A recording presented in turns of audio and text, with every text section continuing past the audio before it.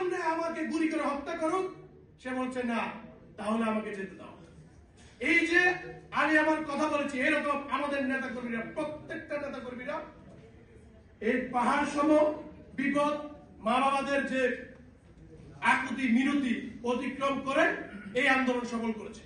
আজকে মানবাধিকার বিষয়ে কথা বলার জন্য, যে মানবাধিকার কখন প্রতিষ্ঠিত হবে, রাষ্ট্রের প্রতিটি অর্গান যদি স্বাধীনভাবে কাজ করতে পারে, রাষ্ট্রের যে অর্গানগুলো আছে প্রত্যেকটি যদি স্বাধীনভাবে কাজ করতে পারে, তাহলে মানবাধিকার প্রতিষ্ঠা পাবে। কিন্তু আমরা দেখছি কি, আজকে বিভিন্ন জায়গায় এটা দেখি যে আমার নোয়াখালীতে, আমার পাশের গ্রামে গত 2 দিন আগে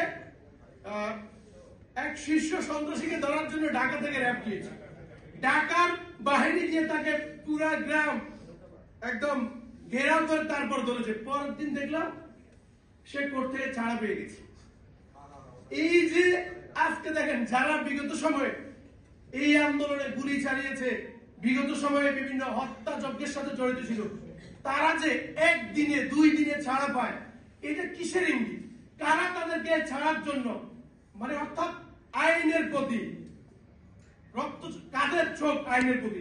আমার নোয়াখালীতে আমি দেখেছি বিভিন্ন বড় দল যারা সামনে ক্ষমতা আসবে, তারা যদি চোরের বিপক্ষ দাঁড়ায়, সন্ত্রাসীদের বিপক্ষ দাঁড়ায়, সোজা মুক্তি পেয়ে যায়। তা আমি যে বলেছি যে 5ই আগস্টের পরে আমরা ভেবেছিলাম একটা নতুন বাংলাদেশ পাবো,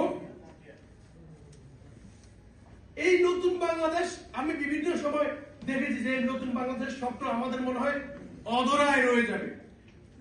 আইনাঙ্গন থেকে শুরু করে রাষ্ট্রের প্রতিটি অর্গানকে, রাষ্ট্রের যে চোখ আছে এই চোখ থেকে দূর রাখতে হবে। অর্থাৎ রাষ্ট্র এবং আইনকে সম্পূর্ণ স্বাধীনভাবে রাখতে হবে। যদি আইনাঙ্গনকে রাষ্ট্র থেকে সম্পূর্ণ আলাদা রাখতে পারে, তাহলে মনে করেন আমাদের যে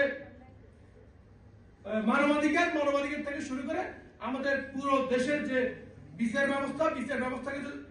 ব্যবস্থা স্বাধীন হবে, এবং আমরা আমাদের জনগণের মানবাধিকার রক্ষা করতে পারবো, আমাদের জনগণের মৌলিক অধিকার রক্ষা করতে পারবো। আসসালামু আলাইকুম।